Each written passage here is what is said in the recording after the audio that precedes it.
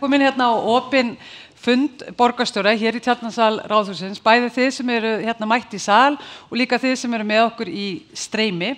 Ég heiti Hulda Hallgrímsdóttir og teymistjóri hérna á skrifstofu borgarstjóra og borgarritara hérna í Ráðhúsinu. Og við erum hér í dag komin á athafnaborgarfund. Reykjavík er hjarta atvinnulífs og nýsköpunar á Íslandi. Sem höfuðborg og stærsta efnahags- og þekkingarsvæði landsins, þá viljum við skapa fjölbreytt atvinnutækifæri, sterka innviði og borg sem laðar að sér hæfileika fólk og öflug fyrirtæki. Næstu 90 mínúturnar eða svo ætlum við að skyggnast aðeins inn í þetta athafnaborgina Reykjavík.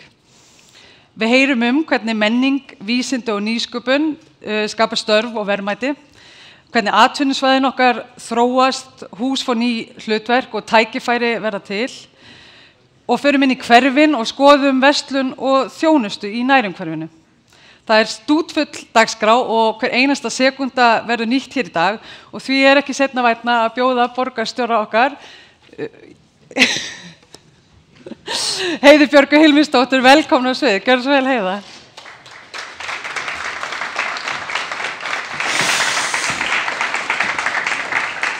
Já, kæru gestir, gaman að sjá okkur all hér núna og líka ykkur sem í streymi sem ég sé alls ekki. En ég vona að þið sjáuð okkur. Mér var sagt að vera standa svolítið hér, svo glærurnar sjáist og ég sjáist líka í útsendingunum. Ég ætla að reyna að gera það og ég vona að fundarstjóri sendi mér merki ef það klikkar. Það er gott að búa í Reykjavík. Reykjavík er frábær borg. Það vilja margir búa í Reykjavík og það er ekki bara vegna þess hvað við erum frábær. Þetta er í rauninni lífsgæðaborg. Reykjavíkurborg er lífsgæðaborg. Hérna eru tækifæri fyrir fólk að stækka og dafna, mennta sig og vinna, sinna sinni fjölskyldu, listum, mannlífi og þetta er eitthvað sem við höfum búið til í samstarfi. Við háskólana, við fjölskyldurnar, við atvinnulífið, við ríkið sem kemur með okkur inn í samgöngurnar og húsnæðið og allt þetta. Að byggja upp innviði og tryggja þessi fjölbreyttu atvinnutækifæri eru þetta eina ástæðan fyrir því að fólk vill búa hérna. Það er þetta góða samstarf, þetta góða samfélag, menningin og listirnar, allt það sem við þurfum til að segja gott líf. Nálægðin við náttúruna og allt þetta sem við þekkið.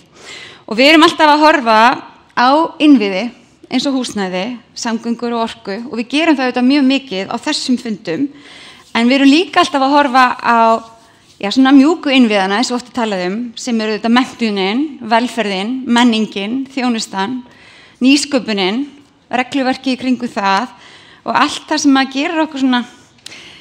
gerir lífið okkar kannski þess að virða að lifa því að mörgu leyti.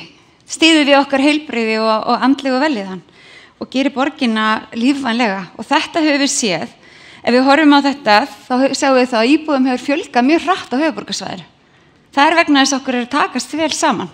Okkur að takast að búa til spennandi svæði sem að fólk sækir í og vill taka þátt í. Og þið sjáu það að okkur hefur fjölgað núna 40.000 manns núna á þessu svæði á 10 árum og ef við horfum bara á Reykjavík þá hefur okkur fjölgað 20.000 manns á sama tímabili. Þannig að það er ekki nema vona mörg og finnist aðeins þrengra á göttunum, aðeins erfiðar að finna sér íbúð og mögulega, af því það er þrengra, af því við erum fleiri og við þurfum alltaf nýjar og nýjar lausnir. En þetta er eitthvað sem við ættum að gleðast yfir því þetta sýnir að við erum á réttri leið. Þetta sýnir að borg vill velja fólk, borgin er fyrir fólk, fólk vill velja þessa borg og borgin vill fá þetta fólk. Og þetta gerist ekki óvart, þetta gerist af því að við erum með stefnu og við erum með hugan við það. Við erum með þetta að byggja íbúðir og erum að bregðast við því núna en hraðar heldur en við höfum gert. Við þurfum hraðar í uppbyggingu vegna þess að fólki fjölgar hraðar en við gerðum ráð fyrir. En við viljum vera borg sem býður fólk velkomið. Við erum að setja aukinn kraft þar og þið sjáu það er ýmislegt í gangi. Þetta kannski lítur ekki allt út eins og þetta sé allt að gerast en byggingariðnaðurinn er öflugur. Við höfum verið leiðandi í uppbyggingu á höfuðborgarsvæðinu og þetta þar með á landinu öllu. Samkvæmt nýjustu talningum hjá Húsnæðis- og mannvirkjastofnun þá hafði fjöldi nýrra framkvæmda aukist 75% frá síðustu talningunu í Reykjavík. Þannig við erum stolt af því og því samstarfi sem við eigum þar við byggingariðnaðinn. Og það eru þetta ný hverfi að rísa, hér er kannski búið að sjá, þið sáuð áðan þar sem hafa búið að grafa allt upp. Hér er hins vegar nýtt hverfi sem er að rísa og þetta sýnir að þessi markvissa stefna sem við höfum haft í húsnæðismálum, hún að skila sér, hún að skila hraðari uppbyggingu, hún að skila því að við getum tryggt betra framboð á íbúðum á markaði. En hvers vegna fjölgar fólki svona hratt? Það ekki þannig að hérna standi mikið á auðum íbúðum eða það standa reyndar alveg mörg atvinnutækifæri til boða, en hvers vegna vilja svona margir búa í Reykjavík og hvað haldið það að gera borgina svona spennandi fyrir fólk að flytja í? Af því hún í raun að vaksa og hvernig getum við látið borgin okkar vaksa svona hratt á heilbrigðan hátt?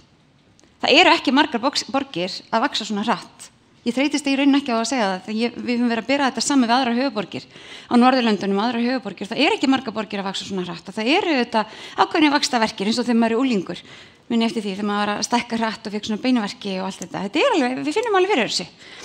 En þetta skiptir máli af því við viljum vera barnvænborg, við viljum vera borg þar sem við erum að taka vel á móti fólki, þar sem eru alþjóðlegir skólar, þar sem eru góðir skólar, þar sem að fólk finnur að það getur vaxið og það getur stækkað sem manneskja, sem fagaðili. Þú getur fundið þér félaga og þú getur líka búið við góð lífsgæði. Þú getur notið þess að búa svona nálægt náttúrunni, þessari góðu þjónustu sem fjölbreyttu atvinnutækifærum og þessari mögnuðu menningu sem að hér þrífst. Við höfum náð frábærum árangri og við ætlum kannski aðeins að tala núna skapandi borgina. Ég ætla að lega ykkur aðeins að sjá því að svona hreyfing í þessu, svona svolítið skemmtilegt. En við höfum náð að setja borgina á heimskortið á sviði menningar og lista og það í rauninni magna með hvað við erum fá. Ég fór til Japan í vor og það vissu eiginlega ótrúlega margir bara Reykjavík, kvikmyndirnar, einhverja tónlistamenn, eitthvað sem var að gerast í Reykjavík og við erum í rauninni, það í rauninni algjörlega magnað.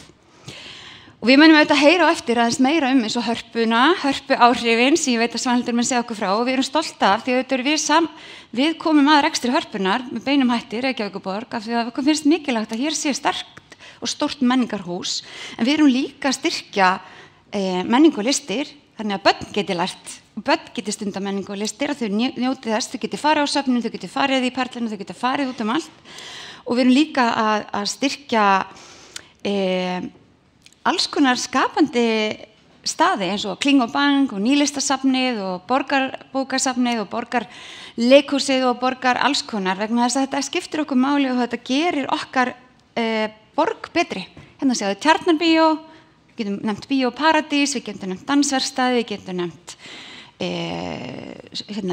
hljómsveitasenuna, við getum nefnt svo ótrúlega margt og þetta skiptir okkur Reykvíkinga miklu máli. Og í september ákveðum við núna að gera hönnunarmars Iceland Airwaves á svona varanlegum borgarhátíðum. Þannig að þangað til eitthvað breytist, þá verða þetta borgarhátíðir sem eru hérna árlega.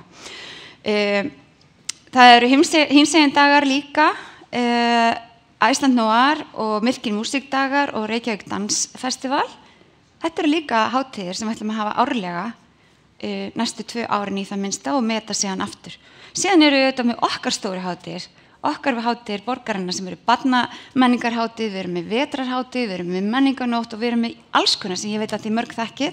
Þetta skiptir máli vegna þess að þarna erum við að styðja við menningarlíf borgarinnar, þarna erum við að lyfta fólkinu okkar og styðja við þetta skapandi samfélag og líka bara þess að hugmyndi okkar allir að við getum öll skapað eitthvað. Í gær var ég að setja listahátíð fatlaðs fólks sem ég hvet ykkur til að kynnast verður núna í mánuð. Við getum öll tekið þátt. Við erum borg fyrir okkur öll og öll njótum við góðs af. Og þetta tengir okkur kannski bara beint inn í nýsköpunina. Af því við erum með sérstaka atvinnu og nýsköpunarstefnu en í rauninni nýsköpun alls þar. Og ef að fólk byrjar og þorir að hugsa út fyrir boxið og hugsa hvernig getum við gert þetta öðruvísi, þá það ákveðin nýsköpun. Og mér finnst alltaf nýsköpunin sem á sér stað í 3. geiranum, öllum þessum félagasamtökum þar sem fólk kemur saman og hugsa hvernig getum við gert þetta betur. Þetta oft nýsköpun sem kannski ekki endilega styrkt í upphafi, en við verðum að grípa og við að nota og við að styrkja. Þannig að oft veit fólk best, þeir sem tengjast málinu beint, hvernig væri best að einfalda þeirra líf. Þetta hefur við gert bara með samtökum eins og Alzheimer samtökunum, varðandi velferðartækni, við höfum tekið stór skref með félagi eldri borgara, ekki endilega nýsköpun sem við alltaf að hugsa Kennarar eru ótrúlega öflugir í nýsköpun. En við erum líka hérna af því að við viljum styrkja og styðja við alla nýsköpun hjá borginni, líka þessa hefðbundu leiðir sem fólk getur þá mögulega farið inn í með sínar hugmyndir og þar byggjum við upp innviði og við höfum tekið þátt í því líka með beinum hætti, til dæmis með fyrirtækjum og frumkvöðlum, við bjóðum upp á aðstöð og styrki, við erum að styrkja ákveðna svona nýsköpunar jarðvegi í mismunandi flokkum, þannig að þeir sem fá þessar hugmyndir geti farið þarna inn, fengið stuðning, fengið að móta sínar hugmyndir og vonandi gera þær að einhverju sem verður stórt og nýtist samfélaginu í heild.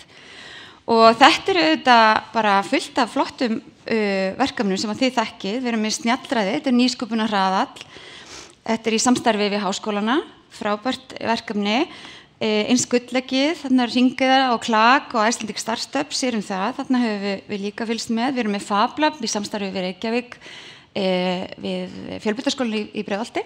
Þarna geta allir farið inn, allir hafa aðgang, ekki bara þeir sem í Fjölbrautaskólanum í Breiðholti, heldur við öll sem heldum að við getum gert eitthvað, við fáum aðstöðu, tæki og tól og ráðgjöf, svona frumstigi, ef okkur langar að gera eitthvað nýtt og prófa. Þetta skiptir okkur gríðarlega máli. Þessi Innovation Week, Iceland Innovation Week, þetta auðvitað líka svona opnar þetta kannski svolítið fyrir borgarbúum og vonandi, auðvitað tengir þetta saman frumkvöðla, þetta tengir saman frumkvöðla, fjárfesta og stofnanir, en markmið auðvitað bara líka allar þessar góðu hugmyndir að það leiði af sér einhverjar afurðir sem að verði að vörum eða þjónustu eða nýtist borgarbúum eða hjálpa okkur með að ná loftslagsmarkmiðunum okkar eða bara auka lífsgæði í borginni. Og við höfum auðvitað verið að horfa bara og vinna aktíft með þetta Reykjavíkurborg í langan tíma og það ekkert alltaf sem allir átt að sjá því að þetta afrakstur þess að Reykjavíkurborg setur sér stefnu, kallar saman fólk og fólki sem við köllum saman auðvitað þið og þið eru tilbúin til þess að vera með í þessu. Við erum til dæmis með Reykjavík Science City sem hefur þróast núna í Vatnsmýrinni og þið þekkið vel og núna erum við kannski farin að horfa meira bara á Reykjavík sem Science City vegna þess að það eru spennandi verkefni að koma upp út allt. Og þarna var Íslandsstofa með okkur í þessu, Háskóli Íslands, Vísindagarðinn, Landspítalinn, Háskólinn í Reykjavík og alls konar aðrir aðilar. Og þarna hefur við líka verið að kalla þá til okkar erlenda aðila, aðra sem geta stutt við það sem við erum að gera og við getum stutt við það sem þeir eru að gera. Og þannig getum við orðið heimili nýrra hugmynda. Í Vatnsmýrinni, þið sjáu hér þessa mynd. Þetta ekkert endilega framtíðin. En þið sjáu hér hvernig borgarlínan mun líka koma í gegnum Vatnsmýrina, hvernig mun tengja okkur í gegnum borgina og alla þessa frábæru staðir sem við þekkjum, sem eru ekki alveg komnir, en munu koma.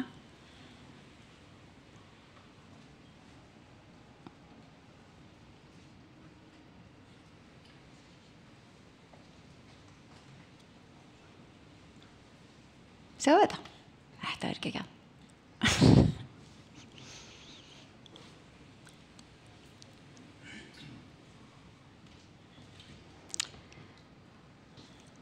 Þarna eru þessi stóru vinnustæðir. Bara, þetta mun þróast svona, en þetta verður svona fyrsta svæði sem við munum tengjast borgarlínunni og kannski fallegt að við tökum hérna Science City og leyfum þeim að vera fyrst í borgarlínunni sem vonandi verður svo bara hversdagslegasti hlutur Reykvíkinga þegar fram í sækir að taka borgarlínu, bara eins og við gerum í öllum öðrum borgum. Og þetta líka það sem við viljum sjá og við erum auðvitað að þróa áfram með þessum aðilum sem eru þarna. Og borgarlínan auðvitað mun fyrst fara þarna framhjá en hún mun fara víðar og alla borg. Þið sjáu brúna, öldu, þið sjáu þar komið tilboð, við sjáum þegar hún kemur, við sjáum uppbyggingunni sem verður í Vatnsmýrinni, húsin, þið sjáu þetta allt saman, mér finnst þetta spennandi. Og þróunaráætlun háskólans spennandi, hún kemur þarna inni, við munum í rauninni sjá hjarta hérna myndast, ég veit að þetta örugglega eitthvað ofboðslega úthugsað, lifandi hjarta. Þeir hafa uppfært þessa þróunaráætlun og ætla að búast þarna til einhvers konar campus, þannig að bílunum svona yfirborðinu fyrir fækkandi og grænum samgöngunum sem að fara að koma, að þeim verði gera herra undir höfði og við getum hvattir útivistar og annarslegt í kringum þetta lifandi hjarta sem verður þarna á svæðinu. Eins Landspítalinn, hann vissulega að rísa, það búið að vera dálítið lengi í fæðingu, en það þetta risastórt verkefni. Þetta risaverkefni og hann núna vonandi, þeir segjast alltaf að opna 2030 eftir 5 ár og ég vona að það takist vegna þess að við erum búin að bíða lengi eftir þessu og ég held að Íslendingar geti raunin ekki alveg bíða eftir að sjá hvernig þetta verður, þá held ég að þetta verði frábært. Auðvitað lítur þetta út fyrir að vera svolítið stórt og margir tala það en þegar þetta verður komið í notkun þá verður þetta hluti á borgin okkar, hluti af því sem við flæðum í gegnum. Nú eru þetta komið sjúkrahótel og það komin þarna meðferðarkjarni sem eru 70.000 fermetrar og það búið að uppsteypa hann þarna. Þetta verður líka rannsóknarhús, það verður nýtt bíla- og tæknihús með 500 bílastæðum svo allir ættu nú að geta nálagt en líka 200 hjólastæðum fyrir þá sem koma og síðan verður auðvitað borgarlínum þannig rétt hjá líka. Þetta opnar áramótin þannig að fólk getur byrjað að leggja þar. Nú, heilbrigðisvísindasviðið, Háskóli Íslands líka í uppbyggingu á Grensás, stækkar með niðri 4.500 fermetra viðbyggingu sem eru tilbúin á næsta ári og Landspítalinn, við erum líka að skoða það með Landspítalinum að byggja nýtt geðdeildarhús við hliðina á húsinu í Fossvogi þannig að við séum að ná þessu. Auðvitað skiptir okkur miklu máli að geðheilsu Íslendingar sé að fólk bara geti leita sér læknis hjálpar og stuðnings ef eitthvað geðheilsunni ábótavant, alveg eins og með allu öðru í heilsunni. Og þetta þarf að vera einhvern veginn nálægt öllu fólki á öllum æviskeiðum okkur öllum ef við þurfum á að halda og við höldum að þetta geti fallið þarna fallega inn en við höfum auðvitað eftir að selja það með lóðina samt.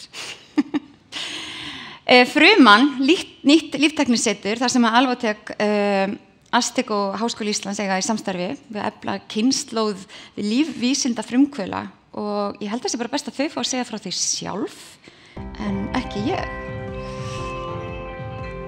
Alvotek eflir líftækni á Íslandi. Frumann, líftæknisetur.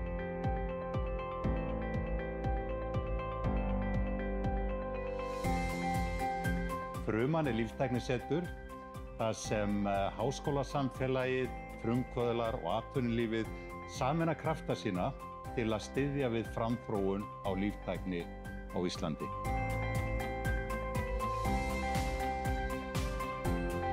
Frumann hýsir þjálfunar- og nýsköpunarsetur Alvotek, líftæknikennslu Háskóla Íslands og fyrsta líftækniklasa á Íslandi. Frumann veitir nemendum, vísindamönnum og frumkvöðlum aðstöðu til að þróa hæfileika sína og hugmyndir og ná árangri í framsæknu og kraftmiklu samstarfi. Frumann ekki bara aðstaða, heldur vettvangur sérfræðinga og frumkvöðla sem að móta framtíð íslenskrar líftækni. Frumann, framtíð líftækni á Íslandi. Nákvæmlega, miklu betur þegar ég segi þetta sjálf. Ég held að þetta muni nú móta framtíð líftækni víðar en á Íslandi þegar fram í sækir. En hvað með samkeppnishæfnina? Það skiptir okkur auðvitað miklu máli þegar við styðjum atvinnulífið að muna að við viljum eiginlega öll það sama. Við viljum hlýlegt umhverfi, við viljum vera nálæg við náttúruna, samgöngur, laun við hæfi, vinnutíma við hæfi. Okkur langar til þess að geta notið frístunda með fjölskyldun okkar. Við viljum að börnin okkar geti farið í leikskóla, viljum að börnin okkar geta farið í skóla, að þjónustan í borginni sé góð, að við séum alltaf að veita öllum íbúum þann stuðning sem þeir þurfa. Og það styrkir samkeppnishæfnina og það er mikilvægt og það býr líka til verðmæti. Og þetta gerum við saman og þetta eitt af því sem að gera borgina svo öfluga. Þetta þannig að við förum í aðeins hér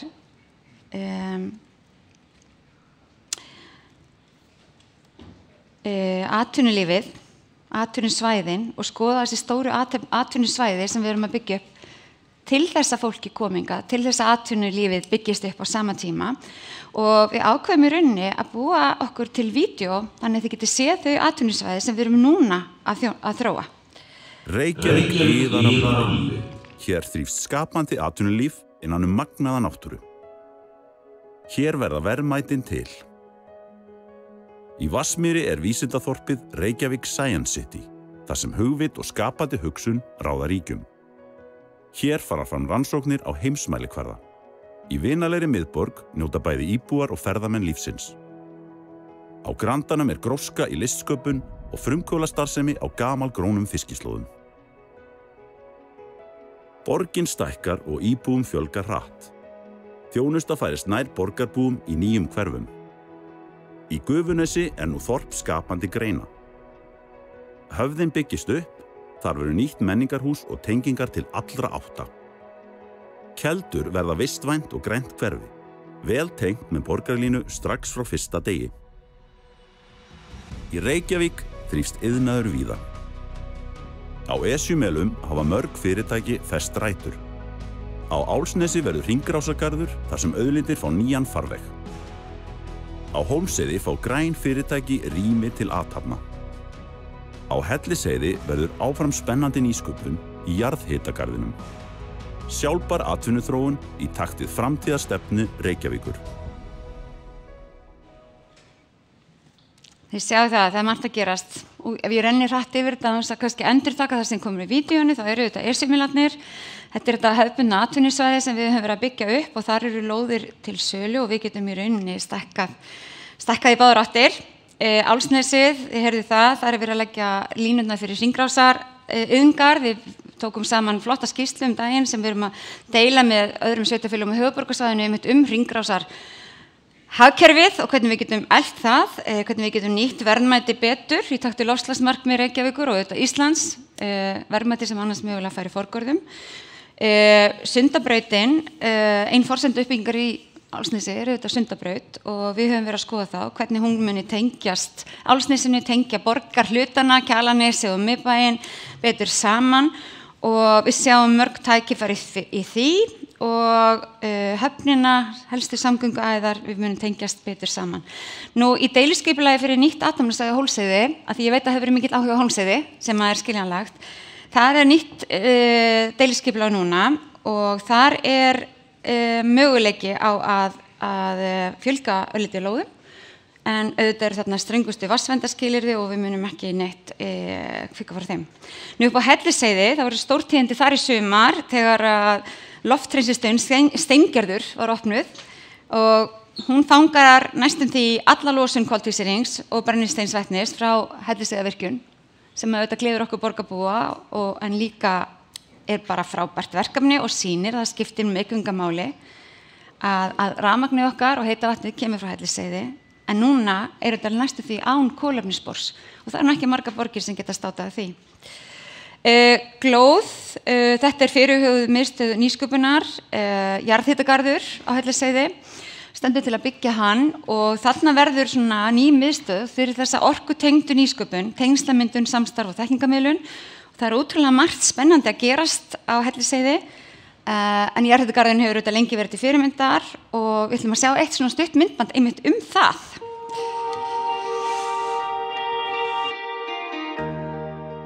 Jarðhitagarðurinn.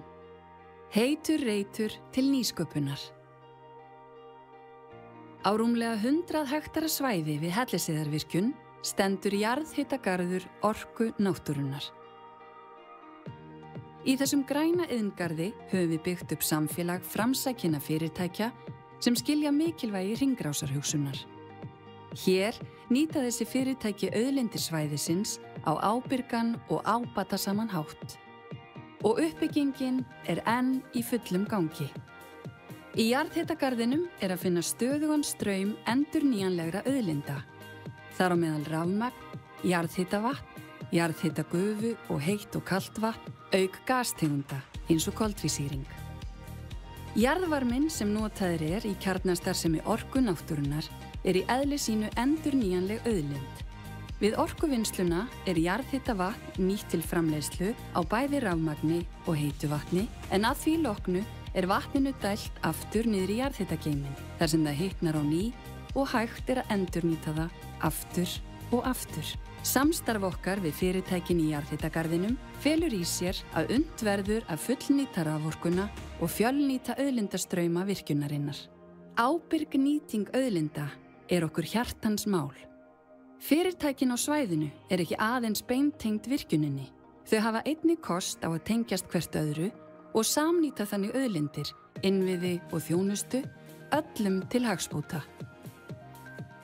En fremur felast tækifæri í því að vinna saman að betri nýtingu innan jarðhitagarðsins, þannig að affall eða úrgangur eins fyrirtækis geti orðið að verðmætum annars.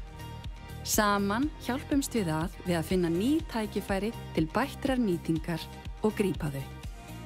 Öll þau fyrirtæki sem nú starfa í jarðhitagarðinum hafa vaxið upp af öflugum nýsköpunarsprotum.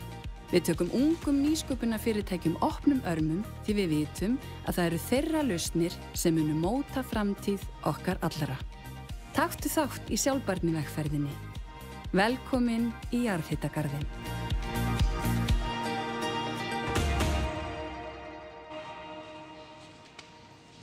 Já, þið séu að það margt að gerast. Hringrásin, nýta allt það sem til, ekki fyrir láta það fara forgörðum. Líka í menningunni, við höfum auðvitað stutt við menningunni sem ég sagði okkur áðan, en í Gufunesi sérstaklega, þar leikúrsinnan búin að vera. Við erum auðvitað með þetta stóra kvikmyndaþorp í Gufunesi og við erum spenntir því að þróa það áfram sem þetta skapandi svæði sem við höfum auðvitað sett stefnuna á að Gufunesi eigi að vera. Þetta þekkt fyrir já, við höfum séð að þeir sem hafa verið þarna hafa tekið upp stóra kvikmyndir og stóra þætti og stórt alls konar, en við erum líka að horfa til Vesturport sem frábær leikhópur, samstarf, fyrirtæki, ég veit ekki hvað ég vil kalla ykkur. Þetta nýr vettvangur sem við ætlum að byggja upp, eða erum tilbúin til að skoða að byggja upp með Vesturporti sem hafa ótrúlegan áhuga á því að koma þarna inn. Þau hafa þetta gert garðinn frægan allan heim. Og þau stefna á að byggja upp sína starfsemi í Gufunesi og ég ætlaði bara að fá að athuga hvort að hann Gísli Örn var ekki til í að koma upp á svið til mín. Ég veit að hann nú vanari kannski sviðinu en ég og undirrita samning með mér. Það ekki? Þetta ekki einhvers staðar. Allir.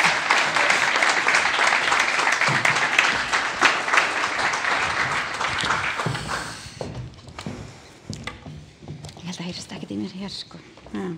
Nei, þetta var ekki eins og við töluðum. Nei, þetta eitthvað allt annað. Var þetta ekki þinn? Ertu spenntur fyrir þessu? Heyrðu, ég mjög spenntur fyrir þessu. Þetta náttúrulega, á næsta ári sko 25 ár síðan að á næsta ári 25 ár síðan að Vesturport hóf starfsemi sína í litlum skúr á Vesturgötu og það heitum við Vesturport af því að skúrin var í porti á Vesturgötunni og nú erum við niður á Granda en það náttúrulega verið frábært að fá að taka þátt í þessu geggjaða starfi sem eiga sér stað upp í Gufunesi, þessi blöndun á menningu og íbúðabyggð. Þannig að við hlökkum mikið til að taka þátt í því. Já, ég hlakka til að vinna með ykkur. Hér ætlum við að skrifa undir lóðar, vilyrði og við ætlum að finna út úr þessu saman og láta þetta verða veruleika. Geggjað. Það ekki? Skrifa myndir.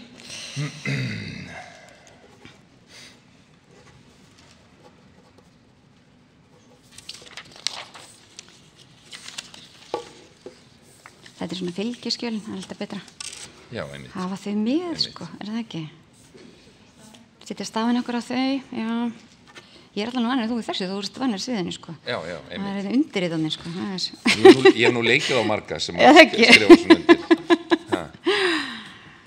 Geggjað. Svona? Já, varstu komið hérna? Viltu fá stafina? Já, aldina. Sjöna einhversu virði. Ég fæði. Bara takk fyrir okkur. Takk fyrir.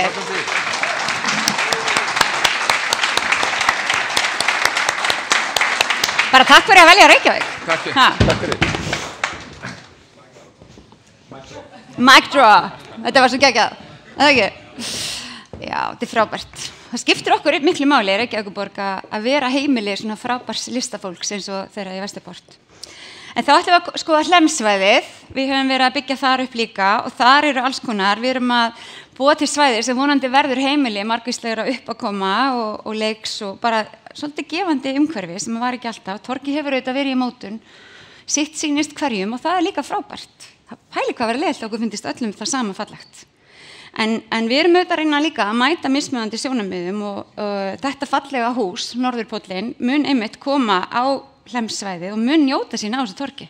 Og ég held að þegar það kemur, þá mun fólk sjá virkilega hversu magnað það getur verið að búa til eitthvað nýtt en láta gamalt njóta sín.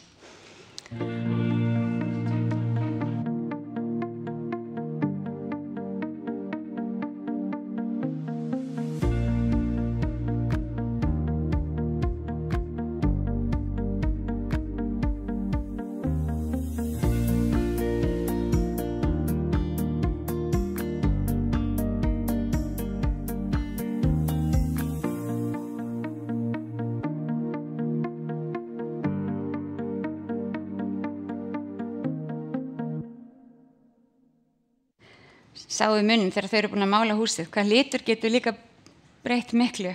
Myndlistskólinn er búin að flytja þarna og þannig orðið ákveðið listaverk, bara í húsinu líka, bara með að mála það. Þannig að gamalt getur notið sín og við munum heyra meira frá þessu á eftir.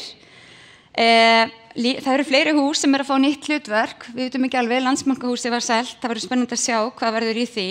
Það er útrúlega gaman að sjá þegar nýjir eigendur eignast gömul og falleg hús og gefa þeim nýtt gildi. Kólaportið, við mótuðum okkur stefnu í samstarfi við borgarbúa kólaportið, hvernig markað við vildum sjá, hvernig lífi við viljum sjá. Nú eru komin nýjir aðilar þarna inn og þetta er auðvitað einstakur almenningsmarkaður sem á sér stað í hjartum okkar og við hlökkum til að sjá hann stækka og dafna. Stað þar sem að líf og listir og matur og mannlíf og allt sem hann mætist. Nú Perlan, við höfum sett hana í hendur frumkvöðla sem eru sannarlega með frábær starf þar. Þar verður ákveðin uppbygging áfram á svæðinu og við ætlum að búa til 3 km göngustíg sem verður upphitaður með aðgengi fyrir öll. Þannig að við getum öll notið þess, saman hvort við notum fætur eða hjól til að fara með til stað. Nú, Sunnutorg, við ákveðum að semja við frumkvöðla þar, fólk sem er einmitt að leggja áherslu á að endurnýta og nota það sem til er og þau sjá fyrir sér að vera með alls konar svona sjálfbærnitengt, lífrænan markað, fræðslu í umhverfismálum, fræðslu hringrásina og allt þetta og þar segjaðu mér að verði litadýrð og gleði og það má nú segja að húsið það var nú oft fallegur en þetta en það hefur alltaf verið litaglatt, svo litagleði og í síðustu ára allavega, litagleði og á sér vel heima á Sunnutorgi og ég held að torgið muni stækka bara við þetta. Nú Grandinn, hann muni halda áfram að breytast, hann hefur auðvitað breyst gríðarlega mikið. Þetta er eitt af því sem ég finna mörgum fyrst mjög spennandi. Það eru margar borgir með hafnarsvæði sem að mega þróast og mega breytast og borgin hefur verið að þróa þetta með Faxaflóahöfnum og stórum aðilum eins og sjávarklassanum. Hann er núna með áfram nýtt hús og við heyrum meira því á eftir en þetta er líka staður til þess að sýna það að sjávarútvegurinn skiptir okkur miklu máli. Við erum stærsta sjávarútvegs sveitarfélag landsins, við erum stolt af því, það skiptir okkur máli. Hér er hröð þróun í alls konar vinnslu og fiski og það er líka mikilvægt fyrir okkur Reykvíkinga að geta labbað niður á höfn og sé bátana, sé hvaðan við komum. Og það er auðvitað margvísleg, því yfir á Kjalarnesi er margvísleg þróun í matvælaframleiðslu og ýmislegt sem ég er ekki að koma hér, sem skiptir okkur auðvitað gríðarlega miklu máli líka.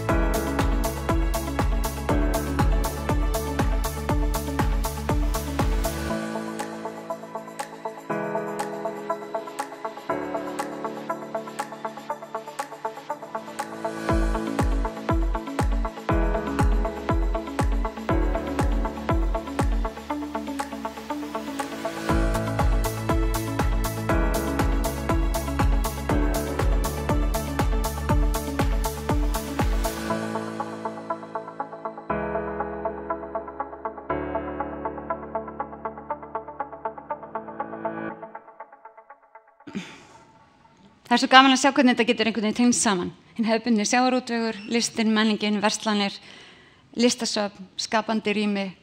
Þetta er alveg að verða geggjasvæði og verður ennþá flottara. Ég ætla að fara þarna í næstu viku, ganga með fólki og ef það er einhver staður sem vilja absolutt ég sjá þið, þá endilega sendiði mér. Þetta er frábært. Nú, ný farþegamiðstöð er að rísa þarna við Skarfabakka. Þar mun verða þetta stóra og fína hús sem fólk getur haldið veislur. Þarna er frábært útsýni. Ef þið hafa ekki farið þarna kvöldi til hvort sem er á sumri eða vetri. Þetta er bara frábært. Þarna getum við haldið veislur, þarna getum við verið saman, þarna líka farþegamiðstöð sem mun taka á móti skemmtiferðaskipunum sem að vilja koma hingað og getum gert það betur en við höfum áður gert. Þetta verður tekið notkun næsta sumar. Landsvirkjun ætlar að leysa nýjar höfuðstöðvar við Bústaðaveg á þessum stað hér við hesthúsin fyrirverandi, stutt í náttúruna í Elliðaárdalnum. Nú styttist loks í að verkefni sem við höfum nokkur sem talað á þessum fundi, C40 Reinventing Cities. Þetta verkefni loks að verða veruleika, það var þarna lögn sem þurfti að færa. Nú erum við verið að færa hana og þá getum við farið að stað með þessa uppbyggingu og ég hlakka til að sjá hana. Þannig er stórt svæði sem einhvern veginn núna er ónýtt. Nú Höfðin á hraðri uppbyggingu, risastór nýr borgarhluti. Þetta í rauninni ekki hverfi. Þetta svona álíka stórt og Breiðholtið. Þarna getur það búið þegar þetta verður uppbyggt 20.000 íbúar og þarna verður auðvitað mikil þörf fyrir verslun og þjónustu. Krossmýratorgið verður svona nýr verslunar og þjónustu kjarni sem við hlökkum til að sjá. Ég veit að nú þegar komin matvöruverslun sem búin að tryggja sér pláss á svæðinu sem skiptir íbúa miklu máli. Við munum verða þarna með mikil menningarkjarna, borgin. Við sjáum þarna komin skrifstofuhúsnæði og ýmislegt fleira. Þetta glæsilega menningarhús og skrifstofu, við ætlum að byggja þetta þarna til þess að líka geta veitt borgarbúum þessa frábæru þjónustu sem þeir vilja allstaðar, bókasöfnin, menninguna, þjónustuna, þetta þarf að vera allstaðar. Á Dvergshöfða 4 verður 4.000 fermetra skrifstofubygging, þannig að það ljóst að það verður mikið að gerast í höfðunum, Ártúnshöfðunum á næstu árum og líka þannig getur mögulega fólk bara búið og starfað og lifað og talandi veðursæld í Reykjavík þá þetta einna bestu stöðunum, þannig að ég ekki öfunda í samfélagsstæði sem ég ætti að flytja þannig því það frábært veður. Á þessum stað það eitthvað svona skjól og sól oftar þarna heldur en á víða annars staðar. Þannig að þetta verður gaman og verður góður staður fyrir mannlíf. Nú fljótandi gufuböð í næsta hverfi, þar við Höfðan, það ætlum við að bjóða út núna, aðstöðu fyrir fljótandi gufuböð. Þetta hluti af stefnu borgarinnar þessa haftengdu upplifun og útivist. Við sjáum þetta í borgum í kringum okkur, við þurfum ekki að fara langt. Osló með frábær svona gufuböð og ég hlakka til að sjá þetta og ég held að þetta muni styrkja þetta fallega hverfi, Bryggjukverfið. Nú þetta, það margt að breytast þar í kring og mikilvægt að Bryggjukverfi fái líka eitthvað svona fallegt. Og þetta muni styrkja það sem eftir að hafnarsvæðinu þarna og vonandi verða bara spennandi afþreying fyrir okkur öll. En talandi atvinnulífið, verslun og þjónustu, þetta í rauninni eitt af því sem snertir líf okkar borgarbúa alla daga og þetta eitt af því sem við finnum borgarfulltrúar, borgarstjóri sérstaklega kannski, þegar maður að fara hverfin, þetta eitt af því sem fólk nefnir alltaf. Alla langar í rauninni einhvern veginn að búa hér, að þú getur einhvern veginn nálgast það sem að þú þarft, svona innan ekki of langs fjarlægðar. Og við höfum verið að horfa á þetta í okkar stefnu, í okkar aðalskipulagi, erum við að tala 15 mínútna hverfi og þetta leiðarljós í okkar stefnu þegar við erum að horfa á hverfi, ný hverfi, eldri hverfi, hvernig við getum fjárfest í eldri hverfum, þannig að svona byggist upp. Við höfum gert það upp í Breiðholti, við erum auðvitað í breytingum þar, en það að hafa þessar helstu þjónustu og græn svæði og það sem þú þarft að sækja nálægt þetta eflir lífsgæði. Og við gerðum meira að segja könnun á meðal 18 til 20 ára sem að sögðu að þetta í rauninni það sem að þau vilja. Þegar þau eru að horfa til staðsendingar, þar sem þau ætla að búa í framtíðinni, þá vildi yfir 20% af þeim helst geta gengið í vinnu og í búðir og á kaffihús og í menningu til þess að bara eiga gott líf, ekki vera alltaf að eyða allum tímanum í ferðir og það í þessu daglega lífi. Þetta frábært og ég finn það í ferðum mínu núna því ég er að fara í hverfum að þetta svona það sem brennir ofta fólki og það eru mörg tækifæri þarna ennþá.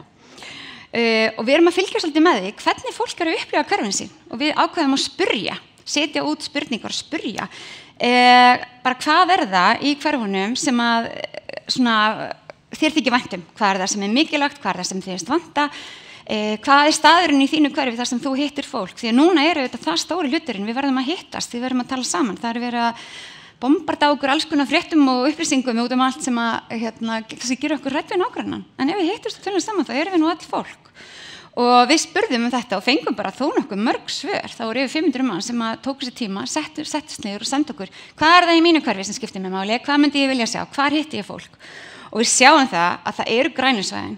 Fólk ótrúlega ánægt með grænusvæðin. Það ánægt með Elliðadalinn, Laugardalinn, Klambratúnið, Ægissíðuna. Í öllum þessum hverfum eru svona græni bletti sem fólk kann virkilega meta, en það eru líka sundlaugarnar og það eru allt frá Vesturbæjarlaug til Dalslaugar, þá það einhvern veginn svona staður þar sem þú hittir fólkið þitt. Útivistin, sundi skiptir rosalega miklu máli, en þau nefndu líka oft menningarhúsin. Bara svona eins og Gerðuberg upp í Breiðholti, þar sem það bókasafn, þar sem skapandi starf, þar sem alls konar frábært. Margir nefndu það, Spöngin, og auðvitað Klambratúnið, Hlemmin, allir þessi staðir sem við erum að búa til. Þetta skiptir fólk máli, ekki bara til þess að nálgast þjónustu, heldur líka af því þetta miðjan í hverfinu og þannig hittir þú nágrannana og þannig finnur að þú býrð í Reykjavík og býrð í samfélagi sem skiptir í máli. Og íbúarnir vilja, og það var bara mjög greinilegt, þeir vilja meira svona inn í hverfin sín. Þeir vilja geta nálgast nærþjónustuna, nálægt, þeir vilja geta hitt nágrannana sína, fleiri kaffós, fleiri bakari, fleiri mathallir. Ég var næstu í pínu hausa því að við erum alveg með nokkrar, en það eru bara dálítið margir sem nefna það. Þeir vilja fá mathallir og litlar verslanir og torg. Og þetta eitthvað sem við tökum bara til okkar og erum auðvitað búin að vera að reyna að vinna með. Við sjáum að svona ný og vaxandi hverfi, eins og Grafarholt og Úlfarsdalur, þeir eru kalla eftir meiri verslun, menn svona eldri hverfin kannski búa betur að því. Og ég held að við þurfum að styrkja þau hverfi sem eru þó ekki nógu stór til þess að bera slíka þjónustu. En við þurfum líka einhvern veginn þá að breyta svolítið hverfunum og við höfum gerðum það á Reykjavíkurborg, fórum inn í Breiðholti og keyptum 2 kerfiskjarna sem ætlum að endurgera núna. Og ég var í Breiðholti í síðustu viku og ég ætla bara að segja ykkur það að börnin þar, þau vilja fá ísbúð. Þeim finnst þetta bara mannréttindabrot, það ekki ísbúð í Breiðholti. Þannig ef einhver til í það, þá hún mun fá strax mikil viðskipti. Þetta var í öllum skólunum og þetta þau bara, þeim fannst þetta bara hræðilegt. Nú svo eru börn í öðrum hverjum, þau vilja fá fiskbúð. Þau nenni ekki að vera að borða einhvern gamlan fisk úr Bónus, þau vilja bara geta að fara í fiskbúð og keypt fisk. Og þetta bara frábært. Stundum ég held að úlingar ætti að stjórna borginni, þeir eru með þetta sko. En það þetta, geta labbað, keypt sér fisk, keypt sér brauð, fengið sér kaffibolla, hitt fólk, hvort sem það er í einhverjum, opinberum staði eða annar staðar. Þetta það sem fólk vill. Ég hef verið að hafa fisksali núverandi, búin að vera með fiskbúhúsa í Skipholti 70 frá 12. november 2018. Ég er svona lítil fiskbúð, hverfisbúð, kaupmaðurinn á horninu í bókstaflegri merkingu. Það sem jákvætt og gott við að vera hér og í Skipholtinu, ég er náttúrulega við hliðan á grunnskóla. Mikið af krakkur sem labba framhjá og færa að koma og fá fiskibólar og smakka. Ég er hinum við Háteigsskóla, ég er með eldri borgaraflokk, mikið eldra fólki sem kemur og talar og mjög gaman, ég er búin að læra helling að því að vera hérna. Og þetta bara gamla hverfið með hlíðanar og hérna líður mér vel. Ég er heima hjá mér í fiskbúðinni og ég er bara alla velkomna að kíkja til mig sem vilja. Frábært. Maður skilur okkur og allir vilja fiskbúð þegar maður er búin að sjá þetta.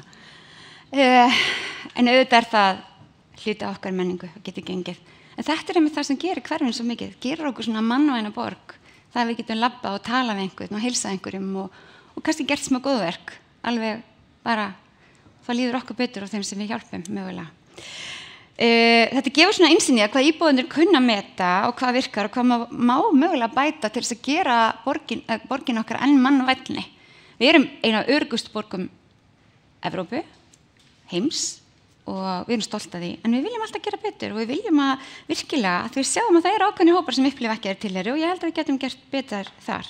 Við þurfum líka að vera skemmtileg borg. Við viljum vera að skapa skemmtilega borg. Hvernig getum við gert það? Við erum núna með í samráðsgátt borgarhönnunarstefnu þar sem við erum að horfa á alla þessa þætti.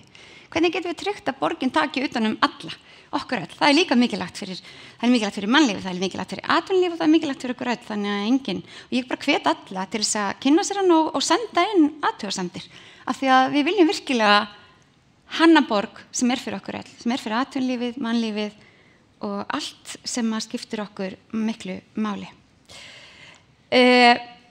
Þetta er auðvitað þessi reið sem ég hef búin að fara yfir. Ég veit að þetta er margt og það var erfitt að ákveða hvað mætti vera inni og sumt kannski hefði átt að vera hér og þið saknið þess, þá skil ég það vel.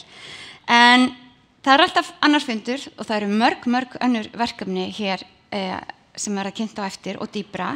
Ég held að það sem er mikilvægast í dag er að við finnum og við vitum að athafna borgin Reykjavík er rétt að byrja. Við erum að sækja fram. Við erum framsækin, spennandi borg, fólk vill búa hérna, fólk vill stofna fyrirtæki hérna, það vill vera hérna, vegna þess að við sjáum samfélagið og við gerum það spennandi og síðan komið þið með frábæra hugmyndir, frábær fyrirtæki, alls konar frumkvöðlastarf sem gerir borgin okkar enn betri og svona vinnum við saman að því að þróa borgin okkar áfram, þannig að hún verður alltaf betri og betri og betri. Og ég er búin að segja ykkur Álfsnesið, við ætlum að nýta auðlindirnar okkar betur, við ætlum að nýta hlutina sem við eigum betur, við viljum alltaf vera að þróa okkur áfram, við viljum alltaf vera þannig að hér getur fólk komið, það getur verið með lítil fyrirtæki, það getur verið með stór fyrirtæki, hérna getur draumar fólks ræst. Hvort sem að draumurinn er að keyra strætó eða hvort sem draumurinn er að búa til nýtt líftæknilíf. Að þá gætur við verið hér og þú gætir fundið að hérna er borg þar sem að mínir draumar geta ræst. Hérna finnst mér gott að búa, hérna er góð þjónusta, hérna er öruggt umhverfi og fólk, er tilbúið til þess að starfa að þessu saman og til þess að þetta megi verða þá þurfum við auðvitað áfram að starfa festu, við þurfum að búa til vettvanginn, við þurfum að kalla fólk saman og setja okkur stefnur eins og við höfum gert í samstarfi við samfélagið og ég held að við þurfum að hafa áfram þess að skýru sín á samstarf og tryggja það að við séum alltaf að ferðast samtaka í átt að framtíðinni. Ég held að framtíðaborgin Reykjavík verði ennþá vinsælli heldur nútíma borgin Reykjavík. Ég sannfærð það vegna þess að ég finna að við erum á frábæri leið. Ég ætla að þakka fyrir mig og takk fyrir að koma.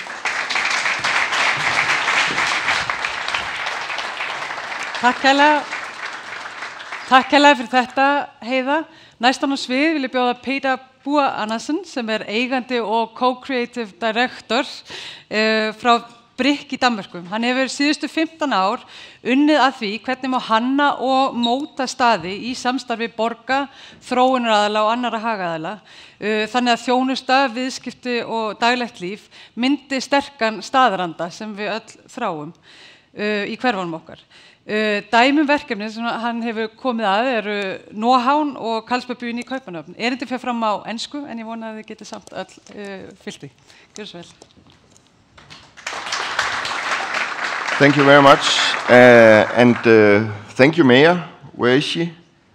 Here. That was very inspiring. I didn't understand everything, but I think I grabbed the essence. And yes, I saw the pictures, and I think Reykjavik is looking into a prosperous future.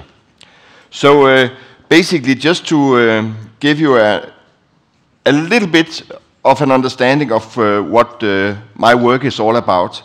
I have spent 25 years in the consumer industry, you could say. First 10, 12 years as a retail developer throughout the world, making stores and communities around a brand called Bang & Olufsen. And then the last 15 years, 18 years, helping, you could say, Copenhagen to understand how actually to use the commercial elements of retail. So basically, I'm very analog in my approach. So when I started working with retail, everybody in retail, they were talking about, okay, how can we make a place where a lot of people comes by, where we can sell cheap products very fast. That was the whole idea of retail in the 90s. But then I asked them to look back into the past and ask themselves what was the idea of retail. And retail was invented in France by the flaneur movement in the 1750. And the reason for them to create retail was that they thought the city was a boring beast. So they wanted to create excitement in the city, in the urban fabric.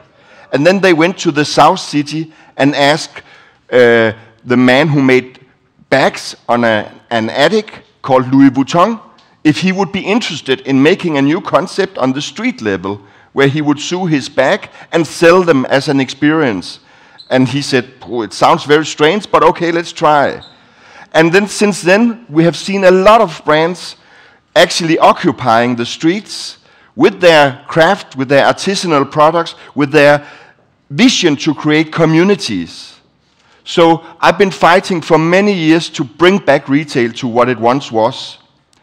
And I thought that would be the thing I would do for the rest of my life until I met some real estate developers. And they said to me, Peter, can you help us unlock the potential of some apartments we have on the ground floor? And I said, what are you talking about? Apartments on the ground floor? The ground floor is a place for flourishing businesses. It's the glue that brings people together in the city. It's not apartments. You need to fill content into this. So then we started to work with Urban Life in our little agency. And then 10 years ago, I saw that you could say the ground floor spaces, they were gotten all too big. So I started also to do a little bit of architecture. So that's basically what we do in the company. And then you could ask, why is this relevant? And it's relevant because if you build city districts where there's not a mix of functions, then you end up with having people living there only as residentials, living within their own four walls, and then they might as well live in the rural areas. So we need to create city districts where people, when they wake up in the morning and are asked about their neighborhood or their home, then they start to describe their neighborhood.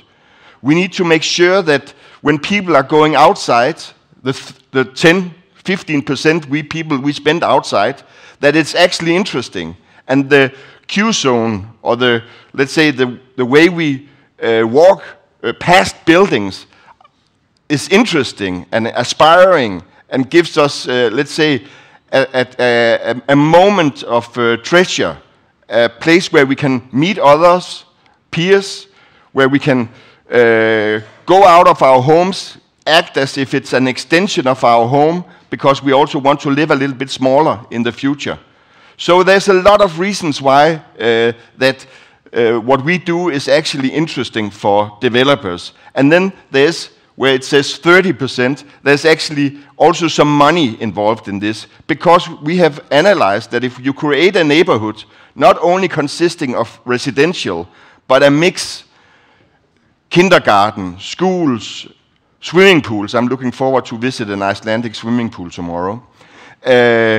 Restaurants, cafes, stores, small theaters. Congratulations with the signing. And this whole mix of use, then the value of your properties will increase by 30%. So it's actually quite stupid not to think of the mixed city if I'm in the real estate business. And this whole mixed city was actually, you could say, invented by a very iconic architect. He was asked to do a map of Rome, where he would sort of like illustrate the buildings and the plazas. And then he came back in 1748 with a map of Rome that had the buildings and had the plazas, but where the inside of accessible public buildings were drawn out as public realm. So basically, when I look at the city, and this is sort of like our most important tool in my small studio, we look at both the life between buildings, but also and especially the life within buildings. So sort of like, this is sort of like our raison d'etre, how to actually make sure that there is a meaningful ground floor in the buildings. And then you could say when you do that, then you also have to look at a meaningful balance between the commercial, the recreational, and the cultural elements of the city. And I know sometimes you would have a fantastic building, like you have the silos just outside the city center. Amazing. They have not been transformed. I don't know why, but what a legacy building. A landmark that you could build on. Then, of course, you also have new built where you can do monumental architecture if somebody cares about monumental architecture in 2025. And you can also make sure that the ground floor has this invitation to the street, so there's a dialogue between pedestrians going by and then people selling their coffee or bread from the bakery. And then finally, there's also some communities around. It can be a swimming pool or a small harbor that needs to be unlocked with its potential. So there's this need of a meaningful balance. Then there's also a need of mixed formats. Because you remember when I started, I said that in the 80s and 90s, retail was all about huge foot flow, cheap products, ridiculous cheap products, and products without a meaning. Swedish very cheap clothes, Swedish very cheap furnitures, Swedish and so today we are looking into a situation where we are actually trying to make retail as a community cluster. So the first picture is a company we did in our store we did in Copenhagen. It's a bicycling clothing store called Panomal. But they also have a small cafe where you can have a sandwich and a cup of coffee. And then they have 170 bicycling groups or communities meeting there. all week long, 6-7 groups every day, meeting there, saying, hello, how are you? Let's go and bike. And then they bike, and then they come back, and then they have a beer. So it's a community around cycling. Or when we did this burger joint in the middle, it was in a very new city district, and I said to the burger guy, I said, listen, Klaus, you cannot just sell burgers here because we don't have a supermarket yet. So you need to make sure that you invite farmers and doers and growers from the rural part of Denmark to make sure that the people, when they move in here, they also can buy fresh produce of green and salads and marmalade and stuff like that. And it was immensely successful. Then we have done also a paint store because they couldn't pay the rent. High capitalistic approach to real estate development from the developer. I said, lower the rent, please lower the rent. We want quality. Then you can earn your money by selling more expensive apartments. But he said, no. And then I said, okay, but then I have to make a double program. So we invited a paint store in there, mixing paint during the day, and when they close at 5:30 in the afternoon, some other guys who pays half of the rent come in and they mix cocktails. So the double programming is also a fantastic element. And then one last thing I would like to say is that urban development is a communal process. It's not, okay, I bought this matricle and I'll develop this plot and then we'll see what happens on the ground floor.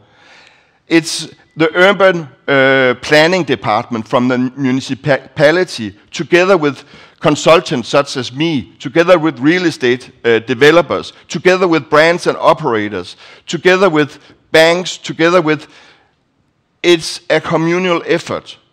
And it takes a long time, so it's also long money if you want to do it right, which is very interesting, especially in Iceland with a magnificent 13% interest rate,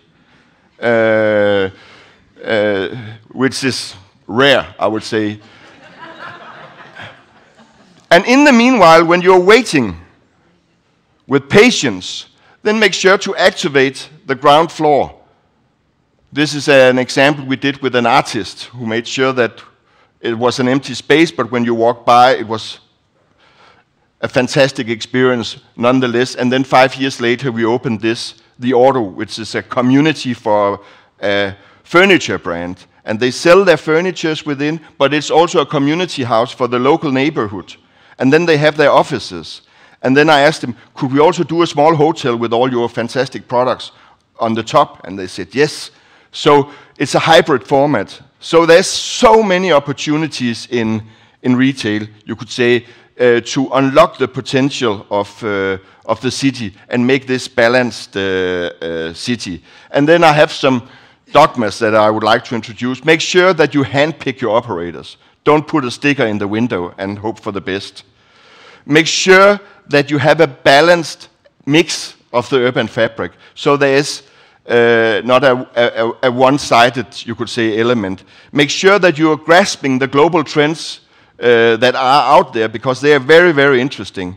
Make sure that it's an interwoven city that you are creating, that the outside is sort of like inviting the inside in and out, you could say, that there's a seamless interaction between the two. And then make sure that the urban development is a collective process. And make sure to ask whoever people are living and using a neighborhood what they could envision.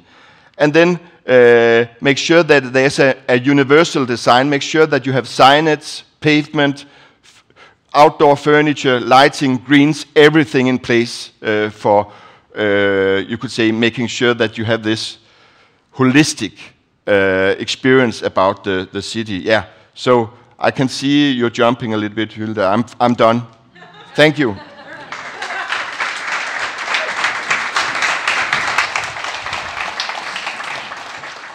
Tusind tak, Peter. Thank you so much. Really interesting to see and get inspiration from other cities, and important for us here in Iceland.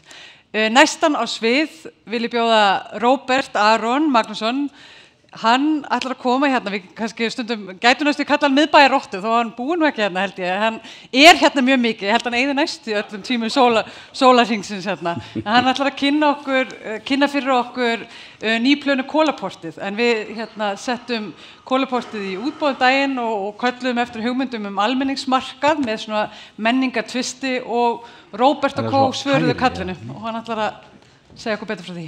Gjörðu svo vel. Takk fyrir það. Góðan daginn. Herjá, Róbert Aron heiti ég og félag minnan Einar við vorum að taka við Kolaportinu.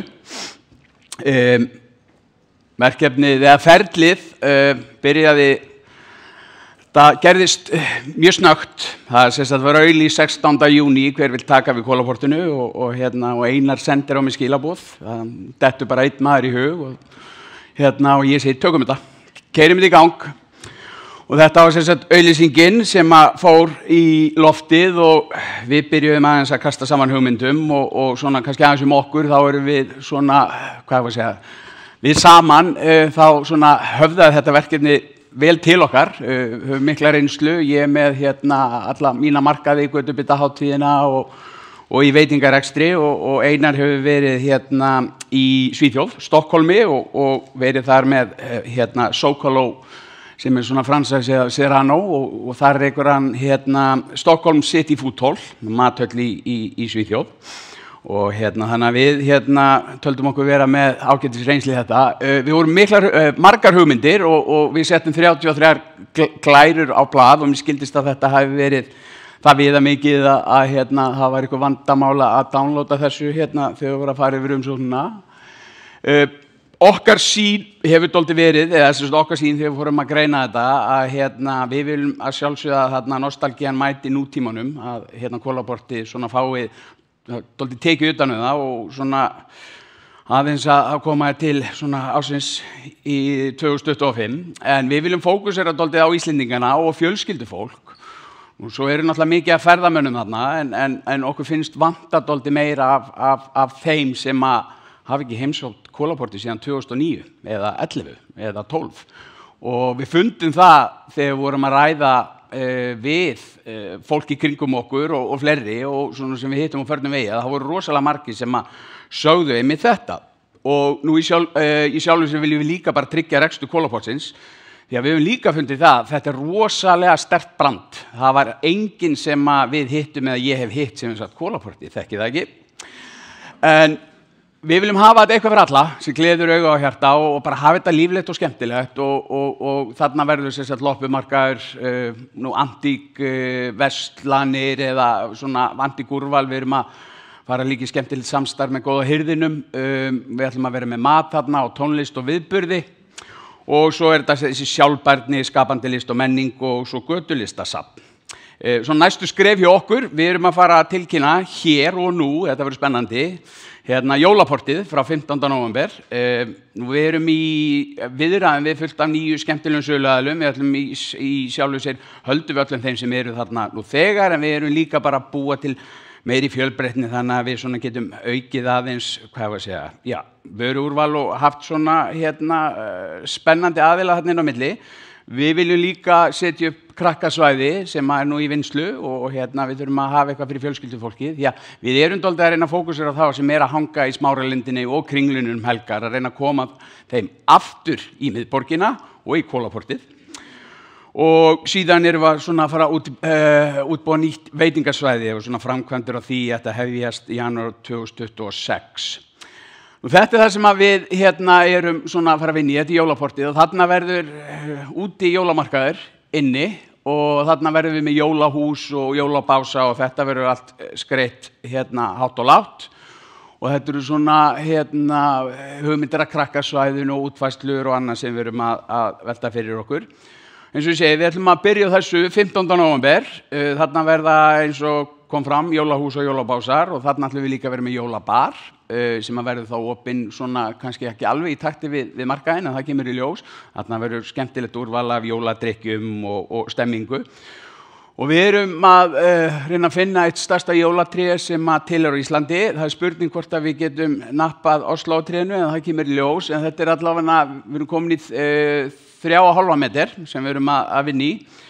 og síðan verða jólaviðburðir og við ætlum að vera með opið allar helgar fram á jólum en munum tvíka þetta eitthvað áfram. En þetta svona vonandi eins og þetta mun líta út, þannig að jólalegasti markaðurinn á Íslandi í dag, fyrir og síðar, þannig að ég bara þakka kærlega fyrir okkur og bara spennandi tíma framundan. Takk. Geggjað. Mjög spennandi. Hlökkum til að heimsækja jólaportið. Næstan á svið býð ég René Bonkamp, ég endur ekki alveg sem ég sé að fara rétt með nafnið hans, þú kannski leiðréttir mig, og hann ætlar að kynna verkefnið House, sem er samfélag sem byggir á því að virkja vannýtt húsnæði og skapa vettvang fyrir svona sköpun, samstarfi og gleði. Gjörðu svo vel. Hi, my name is René Bonkamp. I'm part of the team behind House. We started in 2022 in collaboration with the city when we took over the top floors of Hafnarhuset. This idea was built on it's called House because we had this idea of the Bauhaus movement of the 1920s that combined arts, crafts, and industry as one, not as separates. And Halli gathered some creatives with that same idea, and we started in 2022 opening up the house. And why we believe that's important? Because we feel that the future of Reykjavik should be part of community and creativity.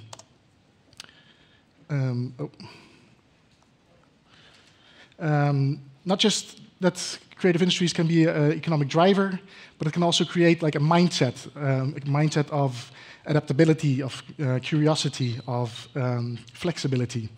And then there's the basic sum of there's a lot of underused real estate, where it's often easier to not use it than to rent it out for cheap. But there's a huge demand for affordable space. We just started with Lemmerhouse, and already like in 2 weeks we had 300 applications, and there's still like a waiting list of hundreds of people looking for space. So what do we do as an organization? We basically do the basic level infrastructure for creative people. So that's shared spaces for like photo studios or like a podcast studio, co-working spaces for people that just need a desk, but also places where people can actually meet. Because if you just have a studio where you go every day, but you close the door and you go out, there's no community. At the same time, we can do it very quickly. So we moved into Lemmer now. Like we got the keys in September. The first people moved in October. So we can have like a quick turnover from unused space into places that are very used. That said, like the space is one thing, but we kind of rely on the people. And what we ask people to come, because we rent the space out for cheap, because we get a low rent from the city, is that they actually use the space. Because if they don't use the space, there is no community. And that's what it's all about. Because we feel like that the industry should meet each other. And like you can see it in Hafnarhuset as well, where people just knock on the next door because they need a graphic designer, or they need a filmmaker, or they have an idea for a video game. And that's kind of like where we feel that the spaces that we create open up possibilities for people to do events, do markets, do artisan residencies. We have a daily lunch where everyone comes together, and you get these meetings on a round table that you meet people that you would otherwise never meet.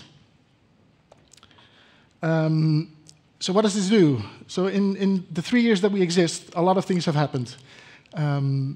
We have 2 locations with 6,500 square meters. There's been a lot of events and also like a lot of cultural output from that. So we have like the artist of the year, we have the film of the year. All these kind of people are within our facilities, and you might not even see it. So there's also like one of the things that we want to create more. But we feel that this cultural activity and also the economic output brings into more livable city. Having people work in the city build something more. So what do we need? We need more space, basically. We filled now 6,500 square meters, but there's still hundreds of people waiting for space. So we disappoint more people than we actually provide space. So we would like to create more spaces like Hafnarhaus and Lemmerhaus, but also more like rough spaces, because we now have very officey spaces where there's a limit to what you can do there. We need spaces for woodworkers, for big production, for music rehearsals, things like that. And what's the worst that can happen? That Reykjavik becomes the capital of creativity. Yeah, so if you have any questions or you want to come and pass by, see how this goes, get in touch. Fantastic. Thank you. Hopefully we will see even more Hafnarhaus, Lemmerhaus, and then just a long list of these creative spaces.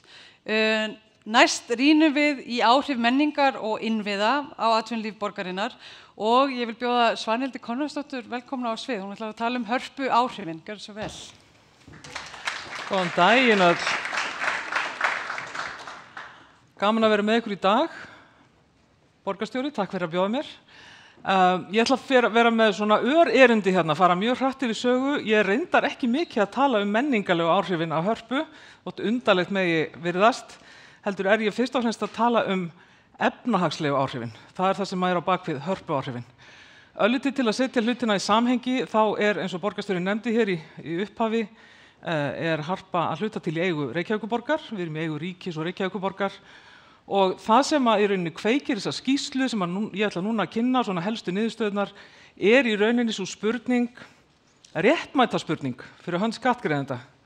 Var þetta góð ákvörðun, var þetta góð fjárfesting á sínu tíma að taka við verkefninu eftir hrun 2009, númer 1, númer 2, það góður business að tryggja það að starfsemin í Hörpu sé sem blómlegust og víðtækust. Og við sem sagt fengum til liðs við okkur rannsóknarsetur skapandi greina til þess að vinna þessa skýrslu og kortleggja hagrænu áhrifin, efnahagslegu áhrifin af ekki bara starfseminni innandyra hjá okkur, ekki bara horfa á það sem birtist í ársreikningi samstæðunar Hörpu, heldur horfa á þessi beinu, óbeinu og afleitu áhrif. Og þetta, þannig að mikilvægt að það komi hér fram strax að þetta ekki svona heimasaumuð aðferðafræði. Þetta aðferðafræði sem byggir á gagnreyndum skýrslum og greiningum sem hafa verið gerðar á stórum húsum eins og Sydney Óperuhúsinu, Elbphilharmonie í Hamborg, tónlistarhúsum í Bretlandi og svo framvegis. Og trúverðugleiki svona skýrslu, svona úttektar það sem öllu máli skiptir og okkar innlegg í þetta var, ef það var einhvern tímann vafi tölur, túlkum þar alltaf niður á við. Við skulum alltaf nota lægri töluna þegar við erum að meta þessi áhrif. Og hér glæra sem sýnir svona nokkra lykiltölur sem undirstrikar umfangið á starfseminni í Hörpu. Við erum eins og nafni gefið til kynna bæði tónlistar- og ráðstefnuhús og auðvitað bara félagsheimili þjóðarinnar. Og það á hverju ári svona það bil 1400 viðburðir, það var árið 2023 sem lágu undir í þessari skýrslu. Það eru svona cirka bát 1,2 til 1,4 milljónir heimsókna, af því að Harpa áfangastaður líka, til viðbótar við það að fólk sækir þangað viðburði. Það ótrúlega dýrmætur heimannmundur að sjá að eigendurnir í stóra samhenginu, það að segja þjóðin, mjög jákvæð í garð hússins. Það 90% gesta sem að koma í húsi sem eru jákvæðir í garð Hörpu og ef við horfum á landsvísu þá 70%, ég held að sé undir 5% sem mælast neikvæðir. En ef við horfum á þessar hagrænu eða efnahagslegu stærðir að þá sýnir þessi skýrsla hérna sem liggur nú á náttborðinu hjá mér, meira og minna, að árlegu virðisauki eða verðmætasköpun, aftur það bein, óbein og afleidd, 10 milljarðar á ári af starfseminni sem fer fram í Hörpu og því sem að hún hefur svo áhrif á. Það 650 störf sem að skapast af því sem að þar fer fram. Og verðmætasköpunum sem sé þessir 10 milljarðar sem að renna inn í hagkerfið eru það bil 5 sinnum hærri tala heldur en nemur árlegum rekstrakostnaði hússins. Þannig að þetta auðvitað hærri tölur í rauninni. Ég var bjartsýn, ég var alveg viss að það væri góðu business að reka Hörpu. Ég vissi að það dygði mér ekki að segja það bara, ég vildi fá eitthvað mjög konkrétt til að staðfesta það. En þetta eru hærri tölur og meira umfang heldur en ég hafði gert mér í hugalönd. Aðeins nánar þetta og mér langar aðeins til að tala sérstaklega ráðstefnupartinn af því að hann var skoðaður sérstaklega í þessari skýrslu, sérstaklega alþjóðlegi parturinn af honum, þar hefur Harpa ríku hlutverki að gegna. við að stækka kökuna, við að búa til nýjan business og við störfum þar mjög náið með Meet in Reykjavík sem algjör lykil samstarfsaðili okkar og að þeirra mati að þá værum við ekki að taka á móti svona mörgum alþjóðlegum ráðstefnum sem að telja 500 þáttakendur pluss ef ekki væri fyrir Hörpu. Og 1% ferðamanna koma til Íslands vegna viðburðar í Hörpu eða 25.000 manns. Þetta held ég sé mjög varlega áætlað en svona fyrst og fremst kannski horft á ráðstefnupartinn. Og það voru á þessu ári 16.000 gestir á þessum alþjóðlegu ráðstefnum sem voru haldnar í Hörpu. Og við vitum það líka tekjurnar, og þetta þekkja þeir sem að vita eitthvað ferðaþjónustu, að tekjurnar af þessum gestum, þessum ráðstefnu eða maísgestum, eru mun meiri heldur en af þeim sem að koma hingað sem við viljum auðvitað líka taka vel á móti bara í frí. Og þá ég ekki byrjuð að tala verðmætasköpunina sem að felst af því að þetta þekkingar, þetta miðlun, þetta vettvangur fyrir miðlun þekkingar. Þetta vettvangur fyrir sköpun viðskiptatengsla og svo framvegis og svo framvegis. Þannig að þar eru enn meiri verðmæti sem ekki að birtast þarna. Nú árlega skatttekjur til hins opinbera mælast 9 milljarðar af starfseminni sem tengist í Hörpu og sem tengist henni. Og þær eru það bil þá 15 sinnum hærri heldur en þetta árlega framlag rekstrarframlag eigendana sem eru, eins og ég sagði áður, ríki og Reykjavíkurborg. Aðeins nánar, ég vona að Hulda sé ekki fann að líta mig illu auga, nei, aðeins nánar Hörpu sem áfangastað og ráðstefnuhús. Hér eru nokkra myndir sem að sýna nokkra stóra viðburði sem skipta mjög miklu máli og eru svona til marks hvers konar flaggskip Harpa hvers konar vatnaskil urðu með byggingu hennar og þá starfsemi núna verða 14 ár. Eins og ég segi, við erum áfangastaður, við erum segull, við erum svona íkon, táknmynd fyrir borgina, fyrir framúrskarandi heimsklassa arkitektúr. En Arctic Circle ráðstefna sem hefur verið haldin árlega og ég hef það nú frá fyrstu hendi, frá herra Ólafi Ragnari Grímssyni sem kom þessu á koppin að hún hefði í rauninni ekkert verið haldin á Íslandi ef Hörpu hefði ekki notið við. Og þar eru 2500 manns á hverju ári, langstærsti hlutinn erlendir gestir. Reykjavík Global Forum annar slíkur reyndar á smærri skala en mjög mikilvægur viðburður, árleg ráðstefna. Og svo erum við með þessa svona stöku stóru viðburði, eins og til dæmis leiðtogafundinn Evrópuráðsins, sem að lyfti líka Íslandi í öðru samhengi og Reykjavíkurborg á annan stað. Og ég hérna líka með mynd sem að sýnir Evrópsku kvikmyndaverðlaun 2022, sem var risa verkefni í beinni útsendingu meira og minna allan heim. Þetta eru dæmin það sem að svona snýrað ráðstefnuhaldinu. Og hér eru góðkunningjar, væntanlega, okkar flestra, ef ekki allra. Þetta tónlistapartinn, Harpa auðvitað heimavöllur og heimsvið fyrir tónlist. Við erum hérna, horfum á íbúan okkar, Sinfóníuhljómsveit Íslands, sem heldur 100 viðburði á ári, laðar til sín það besta í listafólki á heimsklassa í klassíska geiranum, veitir auðvitað stórum hópi fólks atvinnu. Og svo þarna myndir af Björk, Sigur Rós, Víkingi Heiðari, allt saman listafólk af hæsta klassa sem hefur verið að halda tónleika í Hörpu, oft á tíðum ferna tónleika, þar sem að meiri hluti gesta eru erlendir og hafa komið sérstaklega vel til landsins til þess að sækja þessa tónleika.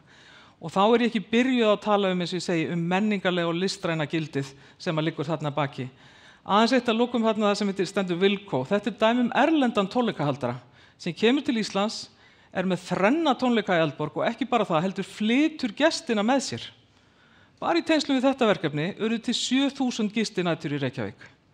Þannig að það má segja að Harpa og þessi fjárfesting hafi orðið búið til mjög kröftugt hjarta sem að slær og veitir krafti út í reykvíst atvinnulíf og auðvitað skapandi greinar. Þannig að til þess að svara þessari spurningu og spurningum sem ég setti hér fram í upphafi var þetta skynsamleg ákvörðun að fara í þessa fjárfestingu, taka þetta yfir og klára bygginguna og það góður business að reka Hörpu og tryggja að starfsemi sé sem víðfeðmust og blómlegust, þá svarið í öllum liðum já. Og ég tel að þessi skýrsla, hún sé svona þolprófið sem í rauninni undirstrika það. En ég ætla svona að loka á því að segja Efnahagslegu áhrifin, ótvíræð, skipta gríðarlega miklu máli, en það eru þetta menningarlegu og samfélagslegu áhrifin sem eru tilgangurinn með þessu öllu saman. Því má aldrei gleyma. Þannig ég vona að ég verði boðin hér á fund eftir ár til að tala sérstaklega um þau. Ég læt þetta duga. Takk ykkur kærlega fyrir. Takk kærlega fyrir þetta, Svanhildur, og eins og hún segir, þá hangar þetta allt saman og spila saman og það er það sem við sjáum hér í dag. Næst ætluðum við að spila vídeo með Dr. Söndru Mjöll Jónsdóttur Búk, þar sem að hún í myndbandsforða ætlaði að segja okkur frá niðurstöðum nýrra kortlagningar á líf- og heilbrigðisvísindum á Íslandi og sýna hvernig þessi ört vaxandi grein getur orðið svona helsti vaxtarsproti atvinnulífsins. Við erum, eins og þið kannski hafið tekið eftir, ég svolítið hérna á klukkunni, þannig að við ætlum ekki að sýna myndbandi núna, en það verður aðgengilegt á heimasíðunum og við munum deila því á síðun Reykjavíkurborgar. Þannig að þið eigið þetta vídeo inni, en næsta á svið ætla ég að bjóða Þóreyju, framkvæmdastjóra Vísindagarða. Hún ætlar að segja okkur frá nýju djúptæknisetri. Gjörðu svo vel. Takk fyrir og bara virkilega gaman að fá þetta tækifæri til að koma hérna og kynna hvað er að gerast á Vísindagörðum og sérstaklega núna að sitja hérna og sjá alla gróskuna og alla orkuna og öll þessi frábæru verkefni sem eru framundan. En ég hérna þar ætla að nýta tækifærið og spyrja bara hvað eru margir sem hafa komið inn á svæði Vísindagarða, bara örstutt. Ok, frábært, takk. Það setur í ákveð svona samhengi.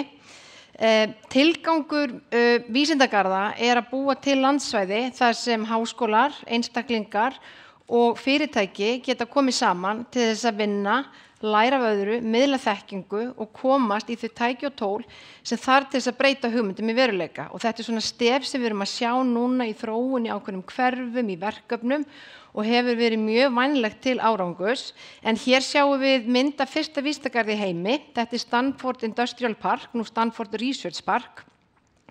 Á sama tíma og þegar þessi þróun var að eiga sér stað á alþjóðavettvangi, voru hér á landi einstaklingar að fylgjast með straumum og stefnum erlendis, eins og hann kom á inn í erindinu hvað er mikilvægt að fylgjast með hvað er að gerast út í heimi. Þar á meðal var það Reykjavíkurborg og árið 1961 þá gaf Reykjavíkurborg Háskóla Íslands þetta svæði með þeim formerkjum að þar skildu reistir vísindagarðar að erlendri fyrirmynd. Og það má segja það að sú ákvörðun hafi náttúrulega verið ótrúlega framsýn að taka frá landaskika, svona verðmætt landaskika sem er bara auðlind og svo þakkir til Reykjavíkurborgar og Háskólans og stjórnar Vísindagarða í gegnum árin að hafa haldið þessari framtíðarsýn á lofti. Það hefur verið mikið gæfuspor og hér sjáum við svona stutt yfir svona stikl og stóru hvernig vísindagarðar hafa vaxið. Það má rekja upphafi til þegar Kári Stefánsson kemur og reisir fyrstu bygginguna Decode og það verður raunverulega til þess að vísindagarða verða til sem EHF. Síðan hefur samtal við Reykjavíkurborg og frumkvæði þeirra eru byggð í stúdendagarðar og aftur árið 2017 og erum við mjög stolt af því að hafa stúdentana á svæðinu. Og aftur sem hann kom inn á þessi þolinmæði að hlaupa ekki af stað og drífa sig að byggja heldur að skoða hvað þarf svæðið. Og síðan komu náttúrulega Alvotech og eins og Decode líka, þetta eru lykilaðilar á svæðinu og bara þökkum þeim kærlega fyrir allt þeirra framlag og innlegg inn í nýsköpunarsennuna sem ég held að fólk kannski stundum átti sig ekki alveg á hversu mikið umfang er búið að eiga sér stað. Og síðan er það nýjasta húsið, Gróska sem þið þekkið, Gróska hús hugmyndana. Gróska og þar hefur skapast þetta kraftmikla samfélag frumkvöðla og vísindagarðar reka núna 1600 fermetra aðstöðu á jarðhæð hússins fyrir sprotafyrirtæki og frumkvöðla og þá er það aftur þetta konsept nándin við háskóla, nándin við þekkingafyrirtækin sem verður til þess að við búum til svona skapandi umhverfi sem býr til ákveðin verðmæti. Svo ætla ég að segja ykkur örstutt samstarfsverkefni sem vísindagarðar eru í. Það sprota mér í tengsl Þorgeirsnjallræði eins og hún kom hérna inn á. En svo er þetta líka ótrúlega spennandi verkefni sem heitir AI Antenna sem við erum að vinna með háskólunum og fjölda opinberra stofnana og við erum að sækja gjaldfrjálst aðgengi að reikniafli fyrir sprota. Og þetta er það sem mikið snýst í dag og þetta er Evrópustyrkur sem við erum að taka þátt í. Og svo það, eins og þið sáðu áðan, fruman sem Alvotech með og við erum þar að hefja samstarf og horfum á það sem ákveði svona pilotverkefni fyrir djúptæknisetrið sem snýr þá að þessum lífvísindaklassa. En við erum mjög stolt af starfseminni sem á Vísindagörðum og við erum ekki að hugsa í árum, við hugsum í áratugum. Hvað næst?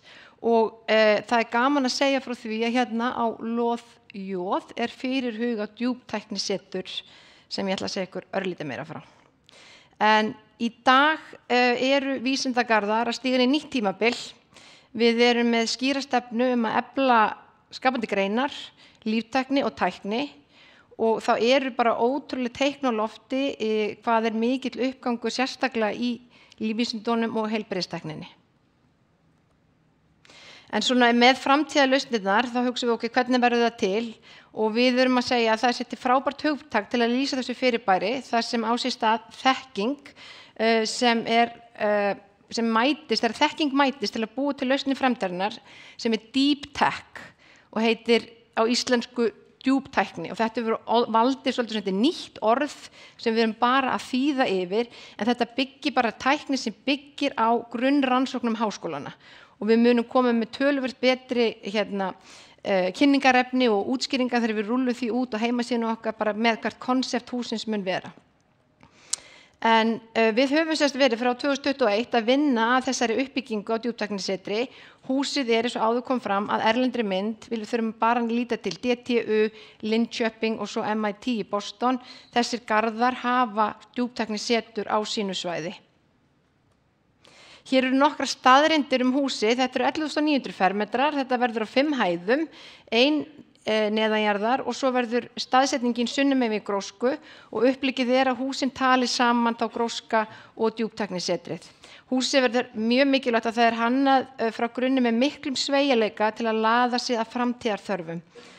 Og þá fer ég bara hratt yfir og þið sjáið fyrstu drög, þetta hugsað sem aðstæða samvinnu og samfélag, skiptist í 3 byggingar, rannsóknarrýmin mjög hefðbundin, kassalögu, þannig það auðvelt að breyta og stækka og við getum opnað húsið utan og tekið inn alls konar tæki. Síðan þetta aftur, þetta stef, fólkið fyrst, við þurfum að búa til samfélag, þú byggir ekki bara hús, það þarf að vera fólk. Þannig að það var haft að leiðarljósi og þið sjáðu hjartaði miðinni, nú ætla ég að fara að drífa mig síðan hún Hulda komin og hoppa bara yfir þetta en kannski það sem við myndum vilja skilja ykkur eftir með. Vísindagarðar ekki að byggja bara hús. Við erum að byggja innvið sem styrkja stöðu Íslands og framtíð þar sem vísindi og nýsköpun verða drifkraftar samfélagsins sem byggð á hugvitinu. Og lokaglæran, þetta nýtt heimi vísindagarða, vek sérstaklega athygli á nýju stöðugildi sem samfélagsstjórinn okkur Íris og býð ykkur bara hjartalega velkomin að koma í heimsókn á vísindagarða. Takk fyrir. Takk hérlega fyrir þetta, Þórey. Næsta á sig ætla ég að fá Kömmu Thorðarsson sem verkefnastjóri atvinnuþróunar á skrifstofu borgarstjóra og hún ætlar að fara aðeins yfir hvað skiptir mestu máli í atvinnuþróun borgar í dag. Gjörðu svo vel, Kamma. Sæl. Byrjum á hvað atvinnuþróun Það heitir bara atvinnuþróun þegar eitthvað breytist. Til dæmis þegar Gufunes á að vera þorpskapandi greina eða Vatnsmýri Reykjavík Science City. Það umbreyting á sér stað. Það sem við kallum business as usual, það ekki atvinnuþróun. Okkar teimi tengilið við atvinnulífið og saman þá náum við fram breytingum. En til að réttu breytingarnar eigi sér stað, það verður að vinna innan skilgreinds ramma. Borgin hefur sett sér skýr markmið að efla nýsköpun og alþjóðlegt samstarf og að ná árangri í loftslagsmálum. Við ætlum að vera kolefnishlutlaus og snjallvædd borg. Árið 2030. Og slík markmið þau nást einungis með aðkomu fyrirtækja. Kolefnishlutlaus sem styrkja samkeppnishæfni Reykjavíkur, en við verðum að gera það því við erum alltaf í alþjóðlegri samkeppni. Þeir eru búin að heyra svolítið vísindaþorpið í Vatnsmýrinni og við ræðum líka við atvinnulífið og háskólasamfélagið hvernig við getum eflt samkeppnishæfni borgarinnar. Og það vantar helst aðgengi að fjármagni, fleiri erlenda sérfræðinga og öflugri innviði, til dæmis almenningssamgöngur, húsnæði og alþjóðlegan skóla. Við leggjum sérstaka áherslu á að efla nýsköpun umhverfi borgarinnar og að vinna markvisst að sjálfbærni innan ferðaþjónustu. Við sinnum alþjóðlegri markaðssetningu í góðu samstarfi. Það okkar að sjá til þess að innviðirnir séu til staðar. Verður til dæmis nóg af hótelherbyggjum árið 2030. Það spáð 27% vexti í fjölda ferðamanna til 2030. Þessar tölur hafa ekki verið uppfærðar eftir að Play varð gjaldþrota, en það óhætt að áætla að það muni hafa áhrif. En mögulega bara til skamms tíma. Þannig að við skulum tala hreint út hér. Hótelherbyggjum í Reykjavík mun ekki fjölga 27% innan 5 ára. En það þó verið að byggja hótel og þau verða flest staðsett meðfram borgarlínu. Radisson Red loksins að verða veruleika við hlið Kex Hostel. Gamla sjónvarpshúsið að breytast í glæsilegt hótel. Grand Hotel verður stærsta hótel landsins með 460 herbergi eftir stækkun. Það verður nýtt Hilton Hotel hjá Hlemmi og þarna á að koma Moxie Hotel. Á Skálafelli stendur til að byggja 5-stjörnu hótel og það verið að vinna deiliskipulag fyrir 200 hótelherbyggi, baðlón, heilsulind og ráðstefnuhús. Hótel í Skálafelli mun fjölga atvinnutækifærum á Kjalarnesi. Samtals voru þetta 1000 hótelherbyggi. Í nýjum hverfum verður líka hægt að byggja hótel en okkur vantar 1500 herbyggi inn á markaðinn innan 5 ára ef vaxtaspár rætast eða 500 herbyggi til viðbótar á höfuðborgarsvæðinu. En lóðir eru takmörku auðlind og borgin hefur vaxið hratt síðustu ár, þannig að skoðum aðeins atvinnulóðir sem eru til sölu í Reykjavík. Það eru 3 atvinnulóðir til sölu á Esjumelum, þannig að geta fyrirtæki líka stækkað. Þar sem það deiliskipulag til staðar. Við getum líka stækka lóðirnar ef þau þurfa það. Svo svæðið sunnan vatnaskilaði hinum inn við veginn sem verður byggt upp í framtíðinni. Næsti nágrenni við Esjumel Álfsnes, en getið þið sýnt Hringrásagarðinn. Hringrásagarðurinn á Álfsnesi nefnilega mjög spennandi verkefni. Þar nú þegar höfn og starfsemi Sorpu að Gæja og það verið að vinna rammaskipulag og rekstraráætlun fyrir svæðið sem skýra hvernig fyrirtækin geta unnið saman því að nýta auðlindir sem best.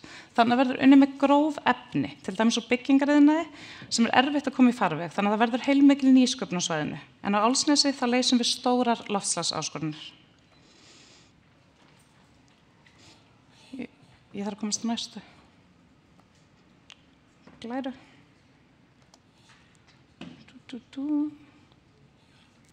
Takk. Deiliskipulag fyrir nýtt athafnasvæði Hólmsheiði var samþykkt núna í september. Það mjög mikill áhugi á lóðum á Hólmsheiði og við höfum skoðað hvort það megi stækka athafnasvæði með breytingum á gagnaverslóðum í nágrenninu. Miðað við nýja vatnafarsgreiningu þá eru forsendur til þess að taka upp deiliskipulagið og bæta við atvinnulóðum. En slíkt tekur nokkur ár. Vegna nálægðar við vatnsverndarsvæði þá verður einungis starfsemi með litla mengunarhættu á Hólmsheiði. Öll fyrirtæki á svæðinu verða starfsleyfisskyld hjá heilbrigðiseftirlitinu, bæði á framkvæmdatíma og rekstrartíma, en 5 fyrirtæki eru með lóðavilyrði á Hólmsheiði í dag. Þau eru Alvotech, Parlogis, Safari, Veritas og Ölgerðin. Það ánægjulegt að sjá nýtt athafnasvæði verða að veruleika. En atvinnuþróun snýst að vinna með atvinnulífinu, sækja tekjur og stuðla að sjálfbærum vexti borgarinnar. Takk fyrir.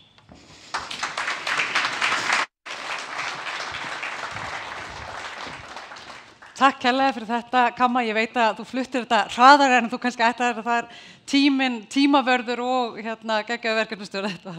Þetta var almennilegt. Að lokum tekur við einn af óþreyjandi frumkvöðlum nýsköpunar á Íslandi, Þór Sigfússon.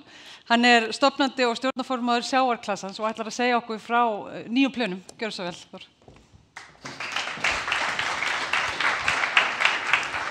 Takk fyrir, borgarstjóri, góði gestir. Ég verð ekki meiri framlyndur, lofa okkur því. Við erum bara átt okkur dreym það, eins og við höfum gert frá upphafi Sjávarklassans, að Ísland eigi að verða í forystu í sjávarútvegi á heimsvísu. Við erum auðvitað sílikondalur sjávarútvegs á heimsvísu og eigum að nýta okkur þau tækifæri. Og hvergi betra hefur það verið fyrir okkur heldur en að vera í þessu umhverfi út á Granda. Þar sem við höfum fengið að vera nálægt sjávarútvegi en verðum leið með gríðarlegan fjölda fyrirtækja sem hafa vaxið hratt og búið til hundruður ef ekki þúsundir starfa á undanförnum árum. Þannig að við viljum halda því áfram. Vandinn hefur verið sá fyrir okkur að við höfum ekki getað haft stækkunarmöguleikana þannig að fyrirtækin sem hafa verið að blómstra hafa getað flust til hjá okkur. Það langar okkur að gera. Það fallega í þessu líka það að þessi hugmynd okkar sem er frekar einföld, hún að koma til allra heimsála núna. Klasar verða til í nær öllum heimsálum innan 3 ára reiknum við með að það verið komin klasi í allar þessar heimsálur að okkar fyrirmynd. Það eru 2 hús annarkvort í byggingu að hafa orðið til í Bandaríkjunum sem eru okkar fyrirmynd líka eins og hús Sjávarklassans. Það er gríðarleg tækifæri fyrir okkur Íslendinga að taka okkur þessa stöðu. Það sem við gerðum með Nordic arkitektum var að hugsa hvernig við getum tekið þessa hugmynd stækkun þannig að hún myndi falla vel að umhverfinu. Og við sáum þarna bæði litina og gámana sem svona söguna á Grandanum og lóðin sem við erum að hugleiða með og vinna með náið með fólki þarna mitt á milli og teikningar sem að nú liggja fyrir gera það verkum að við erum ekki að hafa áhrif á helstu aðkomuleiðir og húsið látið falla mjög vel að þessum skemmum sem mér finnst alltaf jafnfallegar.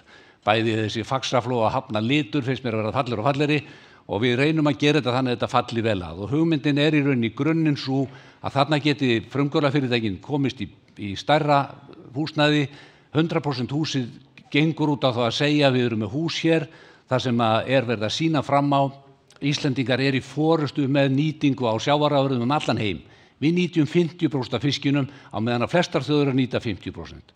Það sjáum við tækifærinu. Tækifærin á jarðhæðinni að verða með þessa kynningu sem getur orðið skemmtileg tenging við líka sjóminjasafnið. Þannig að við erum að tala bæði að sýna fortíðina en líka sýna framtíðina. Takk fyrir.